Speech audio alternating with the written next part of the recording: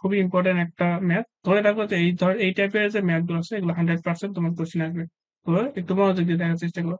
আচ্ছা, আজকে আমরা 7 নম্বর ম্যাথ থেকে শুরু করব। তো আমরা 1 থেকে 6 নম্বর পর্যন্ত ম্যাথ গুলো আগের ক্লাসে করাইছিলাম। তো তোমরা যারা যারা আগের ক্লাসগুলো করো নাই, আমি ডিসক্রিপশন বক্সে ওই আগের ক্লাসের লিংক এবং আগের থিওরি ক্লাসগুলো লিংক দিয়ে দেবো, তোমরা সেখান থেকে আগের ক্লাসগুলো করে নিতে পারবে। তো দেখো আজকে 7 নম্বর ম্যাথে কি বলছে যে 5 কেজি ভরের একটি বন্দুক থেকে 10 গ্রাম ভরের একটি গুলি 400 মিটার পার সেকেন্ড থেকে ছোটা হলো। তাহলে এখানে আমাদের বন্দুকের প্রস্তাব বেগ হবে। তাহলে এখানে আমাদের কোশ্চেন একটু মিস্টেক আছে। হবে কি যে বন্দুকের প্রস্তাব বেগ কত, মানে বিষয়টা হচ্ছে এরকম যে তোমার কাছে একটা গুলি আছে, এরকম মনে করো একটা পিস্তল আছে। এই যে পিস্তলটা আছে এই পিস্তলের ভেতরে একটা আমাদের গুলি আছে। এই গুলিটার ভর আছে যে মাত্র 10 গ্রাম। এই যে বন্দুকটা আছে এটার ভর হচ্ছে 5 কেজি। তো যখন এখান থেকে তুমি গুলিটা ছুড়বা, তাহলে গুলিটা যখন বের হয়ে যাবে তখন এই গুলিটার বেগ হচ্ছে যে 400 মিটার পার সেকেন্ড। তাহলে এই গুলিটা যখন সামনের দিকে যাবে এখানে একটা ধাক্কা দেবে, এই ধাক্কাটার জন্য আমাদের যে বন্দুকটা সেটা একটু পিছনের দিকে ছুটে যাবে। এই পিছনের দিকে কত বেগে ছুটে যাবে সেই পশ্চাৎ বেগটাই আমাদের নির্ণয় করতে হবে। তো এটাও আমাদের হচ্ছে যে ভরবেগের সংরক্ষণশীলতা নীতি দিয়ে করা লাগবে। কারণ আমরা সূত্র জানি যে M1 E1 প্লাস হচ্ছে যে M2 U2 is equal two M1 V1 plus M2 V2। তাহলে এখানে এই যে U1 আর U2 কি, U1 আর U2 হচ্ছে যে সংঘর্ষ, অর্থাৎ এই যে এখানে যখন তুমি বন্দুক দিয়ে আঘাত করবা তখন কিন্তু এই গুলিটা বের হয়ে যাবে। তো এই যে যখন তুমি এই বন্দুকের স্প্রিং দিয়ে আঘাত করবা তার আগ পর্যন্ত 1 মুহূর্ত, আর সংঘর্ষ হওয়ার পরে আরেক মুহূর্ত। তো সংঘর্ষ হওয়ার আগের মুহূর্তে যে বেগ গুলা সেগুলো হচ্ছে আমাদের U1 আর হচ্ছে U2। তো এখন বলো যে আমি যদি এই বন্দুকটা ফায়ারিং না করি তখন আমাদের এই বন্দুকটার বেগ আর হচ্ছে গুলিটার কোনো বেগ আছে? তখন কিন্তু কোনোটাই বেগও নেই, আমাদের বন্দুকটাও স্থির অবস্থায় থাকবে, গুলিটাও স্থির অবস্থায় থাকবে সংঘর্ষের আগে। এর জন্য এটার মান হবে আমাদের 0 এবং এটার মান হবে 0। তাহলে এটার মান যদি 0 হয় তাহলে এটার মানও 0, এটার মান 0। তার মানে এদিকে পুরা যে পার্টটা আছে সেটা হয়ে যাবে 0। তাহলে এটা যেগুলো আমি 0 লিখতে পারবো। তাহলে এখান থেকে লিখতে পারবো M1 V1 is equal two হচ্ছে ইজ ইকুয়াল টু না প্লাস, এখানে হবে প্লাস, তাহলে এখানে প্লাস হবে, তারপর হচ্ছে M2 V2 is equal two 0। তাহলে এটা হলো আমাদের সূত্র। তাহলে এখান থেকে আমরা একটা কাজ করতে পারি সূত্র হিসেবে মনে রাখার জন্য। আমি চাচ্ছি যে এখানে যে বন্দুক আছে বন্দুকের ভরটাকে আমি বড় হাতের এম দ্বারা প্রকাশ করি, এবং বন্দুকের শেষ বেগটাকে বড় হাতের ভি, এবং গুলির বেগটাকে ছোট হাতের এম, এবং গুলির বেগটাকে বড় হাতের ছোট হাতের ভি তে প্রকাশ করি। তাহলে এখান থেকে 0। তাহলে এটাই হচ্ছে তুমি সূত্র হিসেবে মনে রাখতে পারো, যেটাই হচ্ছে যে যখন কোনো বন্দুক নিয়ে ম্যাচ আসবে তখন এই সূত্রটা সরাসরি লিখতে পারবো। তাহলে এখান থেকে আমাদের বন্দুকের প্রস্তাব বেগ বের করতে বলছে, তাহলে এটা, তাহলে এখান থেকে লিখতে পারবো যে ভি ইজ ইকুয়াল টু, এটার দিকে আসলে মাইনাস হয়ে যাবে, তাহলে হচ্ছে minus M V divided by বড় হাতের এম। মানে এদিকে যে এমটা আছে সেটা কি এদিকে গেলে ভাগ হয়ে যাবে। তাহলে এখন মানগুলো বসাই দিই। তো এখানে একটা জিনিস আছে সেটা হচ্ছে যে এটার ভর গ্রামে দেওয়া আছে, অবশ্যই এটাকে কেজিতে নিতে হবে। তাহলে 10 গ্রাম কে যদি আমরা কেজিতে নিতে চাই তাহলে এখান থেকে আমাদের 1000 দ্বারা ভাগ দিতে হবে। 1000 গুণন ভি এর মান দেওয়া হচ্ছে 400, আর ডিভাইডেড বাই এম, অর্থাৎ গুলির বন্দুকের যে ভর সেটা হচ্ছে 5 কেজি। তার মানে এখান থেকে ক্যালকুলেশন করলে আমাদের অ্যান্সারটা পাবো। তাহলে এখান থেকে পাবো হলো -0.8 মিটার পার সেকেন্ড। তার মানে আমাদের যে বন্দুকের যে প্রস্তাব বেগটা আছে সেটা হচ্ছে -0.8 মিটার পার সেকেন্ড। আচ্ছা, এখানে মাইনাস দ্বারা কি বোঝাচ্ছে? মাইনাস দ্বারা বোঝাচ্ছে আমরা এই যে গলির দিকটা এই যেখানে 400 বসাইছিলাম, মানে এটাকে পজিটিভ ধরছিলাম, মানে আমাদের এই দিকের বেগটাকে পজিটিভ ধরছিলাম, এর জন্য আমাদের বন্দুকের বেগটা হবে কি পিছনের দিকে। এর জন্য আমাদেরকে অ্যান্সারটা আসছে -0.8। মানে এই যে মাইনাসটা আসছে মূলত আমাদের বন্দুকের হচ্ছে বেগের দিকে, বেগ যেহেতু ভেক্টর আছে আর বিপরীত বুঝাইতে আমাদের এখানে মাইনাসটা চলে আসছে। ঠিক আছে, তাহলে আমাদের আশা করি এটা বোঝাতে পারছি। তো এটা খুবই ইজি ছিল, মানে আর এই সূত্রটা একটু মনে রাখবা, এই সূত্র দিয়ে শর্টকাটে তুমি ম্যাথ গুলো করতে পারবে, অথবা এটাও মনে রাখতে পারো, যে কোনো একটা মনে রাখলে হয়ে গেল। আচ্ছা, এখন আসলে আমাদের খুবই ইম্পর্টেন্ট একটা ম্যাথ। ধরে রাখো যে এই টাইপের যে ম্যাথ গুলো আছে এগুলো 100% তোমার কোশ্চেন আসবে। তো একটু মনোযোগ দিয়ে দেখার চেষ্টা করো। এখানে কি বলছে যে একটি স্থির ট্রাকের ভর দেওয়া আছে হচ্ছে 2000 কেজি। ট্রাকটির ইঞ্জিনের উপর 4000 নিউটন বল প্রয়োগ করায় এটি চলতে শুরু করলো। মেজের সংঘর্ষণ বা মেজের ঘর্ষণ বল দেওয়া আছে যে 500 নিউটন। প্রতি মধ্যে 50 মিটার অতিক্রম করার পর ট্রাকটির সামনে থাকা 1000 কেজি ভরের একটি ট্রাক স্থির প্রাইভেট কারকে ধাক্কা দেয় এবং গাড়ি দুটি একত্রে চলতে শুরু করে। আচ্ছা, আমি যদি উদ্দীপকটা বুঝাই সেটা হচ্ছে যে এখানে একটা গাড়ি ছিল, এটার ভর দেওয়া আছে হচ্ছে 2000 কেজি, আর এখানে আমাদের বল প্রয়োগ করা হচ্ছে হলো যে 4000 নিউটন। আর এর বিপরীতে একটা ঘর্ষণ বল কাজ করবে, সেটার মান দেওয়া আছে যে 500 নিউটন। তো এই গাড়িটা এদিকে এর মধ্যে বলটা বেশি, তাহলে গাড়িটাকে চলতে থাকবে। তো এতটুকু কতটুকু চললো, এতটুকু এখানে দেওয়া আছে যে 50 মিটার চলছে, এখানে 50 মিটার চলছে। এখানে আসার পর দেখতেছে এখানে আরেকটা আমাদের প্রাইভেট কার ছিল, এই প্রাইভেট কারটার ভর দেওয়া আছে 1000 কেজি। তো এখানে এই প্রাইভেট কারটাকে গিয়ে ধাক্কা দিল, ধাক্কা দেওয়ার পর দুটা সংযুক্ত হয়ে কি একই দিকে চলতে থাকে। তাহলে এখন আমাদের কোশ্চেন আসছে যে প্রাইভেট কারটির সাথে সংঘর্ষ হওয়ার পূর্ব মুহূর্তে ট্রাকটির বেগ কত ছিল। এই যে ট্রাকটা ছিল এখানে, এই ট্রাকটা কি সংঘর্ষ হওয়ার আগে যে বেগটা, সেই বেগটা আমাদের নির্ণয় করতে বলছে। তাহলে এখানে আমাদের এই বেগ নির্ণয় করতে গেলে আমাদের বেগের সূত্র লিখতে হবে। তো এখানে একটা জিনিস খেয়াল করো, যেখানে কোথাও কিন্তু টাইম সম্পর্কে কোনো কিছু দেওয়া নেই। আমরা জানি যে টাইম বাদে শুধুমাত্র একটা সূত্রই আছে, সেটা হচ্ছে V square is equal to U square plus 2 AS। যে এখান থেকে আমাদের যে শেষ বেগ এই ভি এর মানটা নির্ণয় করা লাগবে। আর এখানে একটা জিনিস বলে দিচ্ছে যে এই বস্তুটা স্থির ছিল, তার মানে এখানে আদি বেগের মান হচ্ছে 0। তাহলে এখানে আমি 0 বসাই দিলাম, তাহলে হচ্ছে 0 স্কোয়ার, তাহলে 0 হবে প্লাস 2 গুণন এই যে এর মানটা নেই, মানে আমাদের ত্বরণের মানটা নেই। এখানে যে গাড়িটা চলতেছিল, যে ত্বরণের মানটা নাই, সেই ত্বরণের মানটা আমাদের বের করতে হবে। তাহলে এখান থেকে দেখো আমরা একটা জিনিস লিখতে পারবো যে summation of F is equal two হচ্ছে এম এ। এখানে এদিকে আমাদের মনে করো এটা এফ পরিমাণ বল কাজ করতেছে, আর এদিকে আমাদের কি এফ কে পরিমাণ বল কাজ করতেছে। তাহলে অবশ্যই দিক বিপরীত, তাহলে হচ্ছে এটার দিক যদি প্লাস ধরে নেই, তাহলে এটার দিকটা অবশ্যই কি আমাদের মাইনাস ধরতে হবে। তাহলে এখান থেকে লিখতে পারবো যে এফ মাইনাস হচ্ছে এফ কে ইকুয়াল হচ্ছে এম এ। তো এরকম করে বুঝতে যদি অসুবিধা হয়, তার একটা কাজ করবা, যে সবসময় বড় যেদিকে বলটা থাকে সেটাকে পজিটিভ ধরবে, বড়টা থেকে ছোটটা বিয়োগ দিবা।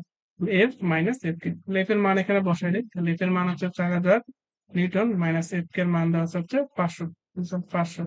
আর এর মান যদি বের করি, তাহলে এই এমটা দিকে সব ভাগ হয়ে যাবে।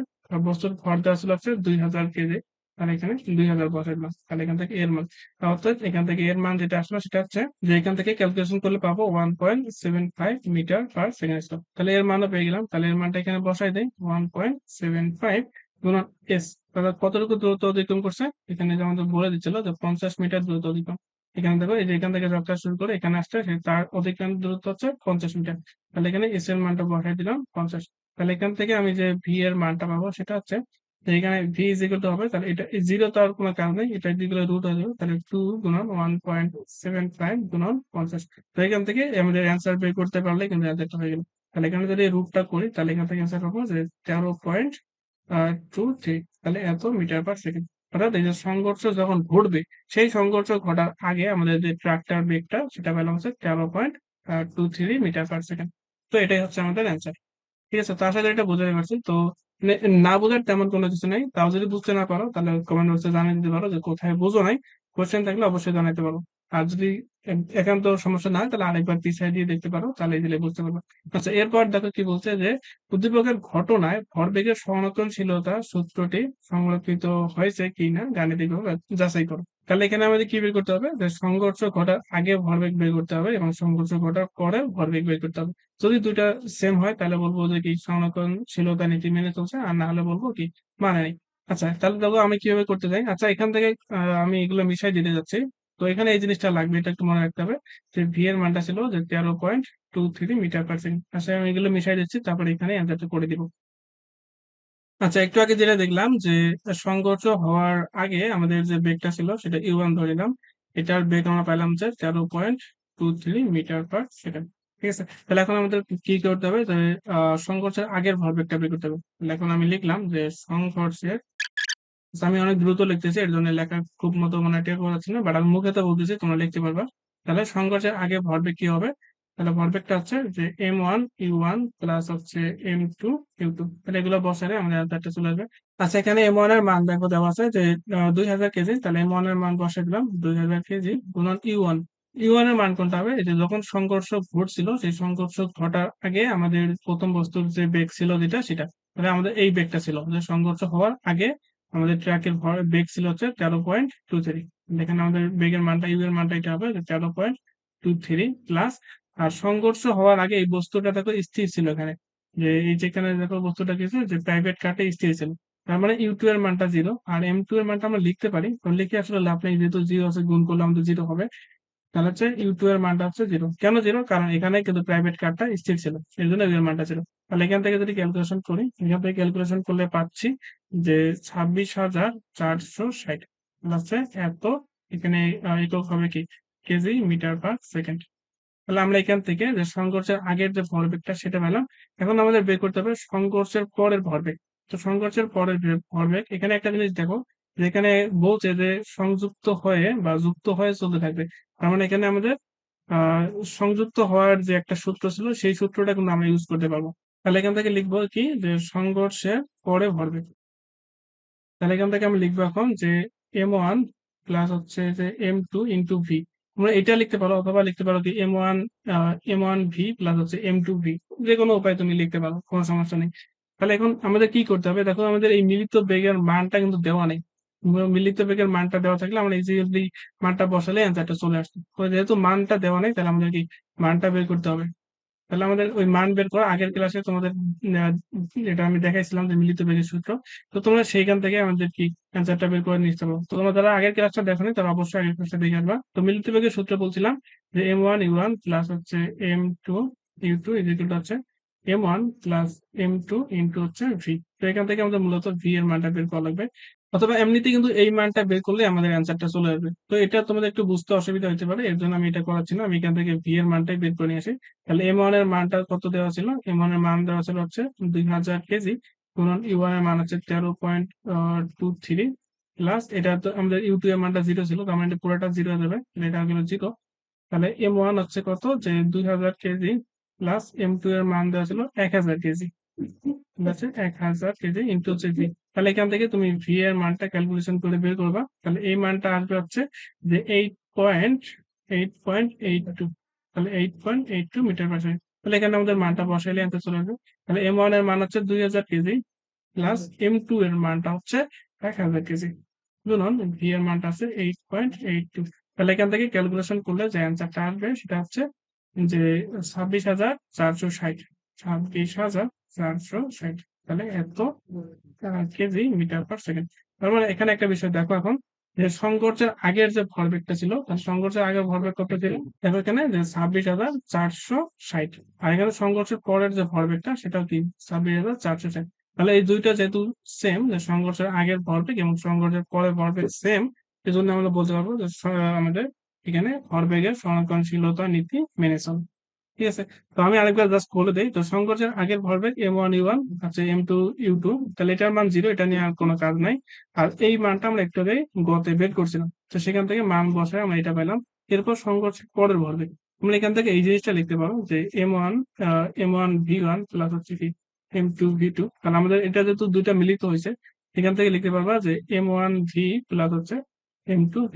না, আমি ধরে নিলাম যে V1 আছে V2 ইজ ইকুয়াল টু কি ভি, কারণ দুইটা একই বেগে চলতেছে। তাহলে এখান থেকে তোমরা এখন কমন নিতে পারবা যে M1 প্লাস হচ্ছে M2 ইন্টু ভি। তো আমি এটা একবারে লিখছি, এই লাইনটা একবারে লিখছি। এরপর জাস্ট মান বসাইলে আমাদের ভি এর মানটা নাই, এর জন্য আমি যখন কোনো কিছু মিলিত হয়ে চলে তখন এই সূত্রটা খাটাতে পারি, সেখান থেকে ভি এর মানটা বের করবো। তো ভি এর মানটা এখানে বসাইলে কিন্তু অ্যান্সারটা চলে আসবে। আচ্ছা, আজকের ক্লাস আমাদের এতটুকু পর্যন্তই থাক, কারণ এর পরবর্তী ক্লাসে আমরা হচ্ছে যে এই ভরবেগ সংরক্ষণশীলতা এবং হচ্ছে যে শক্তি সংরক্ষণশীলতা নিয়ে করব, কারণ এই দুটা ম্যাথ একটু বড় আছে, তো এগুলো করতে গেলে ভিডিওর লেন্থ অনেক বড় যাবে, যেটা তোমরা দেখতে চাও না।